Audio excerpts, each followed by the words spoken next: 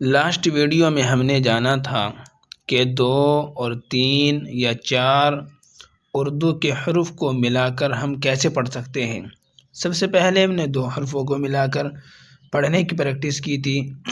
اس کے بعد ہم نے 3 حروفوں کو ملا کر پڑھنے کی پریکٹس کی۔ اب 4 حروف ہے اردو کے، جیسا کہ یہ چ ہے۔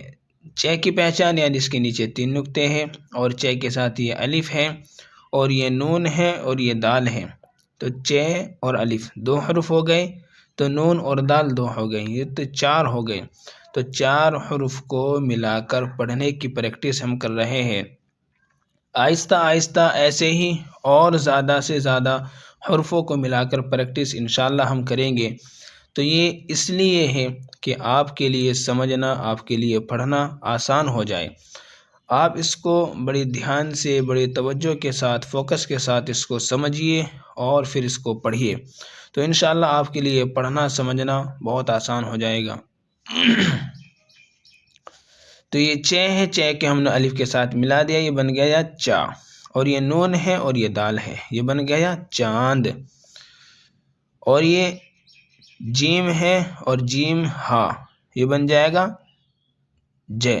اور یہ جیم ہا اور الف، جیم ہا اور الف، یہ ہو گیا جھا، جھا۔ اور یہ نون اور یہ کاف، یہ بن گیا جھانک، جھانک۔ یعنی اس میں نون گننا ہوگا۔ جس طرح ہم انگلش کے اندر دیکھتے ہیں کہ بہت سارے حروف سائلنٹ رہتے ہیں، جیسا کہ لائٹ، LIGHT، تو اس میں GH کیا ہے؟ وہ سائلنٹ، بس اس کی آواز ہلکی پھلکی آپ محسوس کر سکتے ہو۔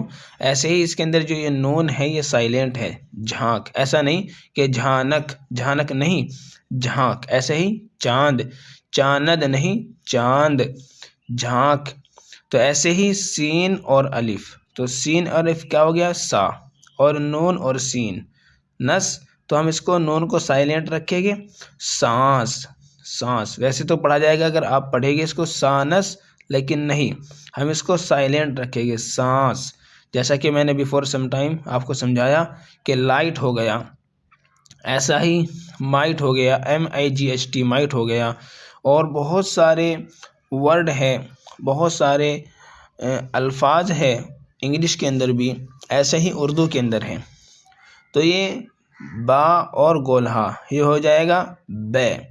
اور یہ یا، یا کی پہچان یا کے نیچے 2 نقطے ہوتے ہیں، اور یہ نون اور سین، تو یہ بن جائے گا بھینس، بھینس۔ ایسے ہی یہ سین ہے، سین کو ہم یا کے ساتھ ملا کر پڑھیں گے، اور یہ نون ہے اور یہ گاف ہے۔ سب سے پہلے سین، اس کے بعد یا، اس کے بعد نون، اس کے بعد گاف، تو یہ بن جائے گا سینگ۔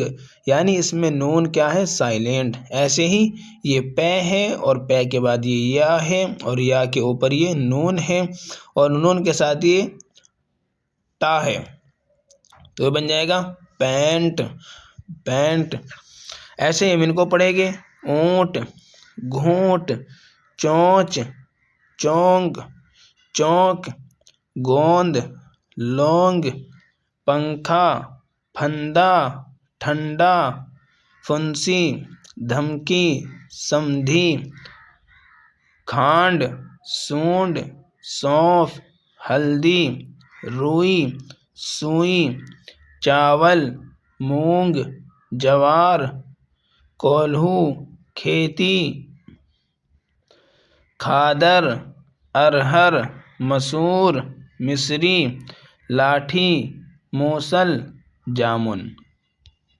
پورا چاند، ٹھنڈی سانس، بھوری بھینس، ٹیڈھیا سینگ، تھکا اونٹ، سفید کھانڈ، زرد ہلدی ہے یہ، زرد ہلدی، لمبی لاٹھی، اونٹ کی گردن، شربت کا گھونٹ، روئی کی منڈی، طوطے کی چونچ، رسی کا پھندا، ارہر کی دال۔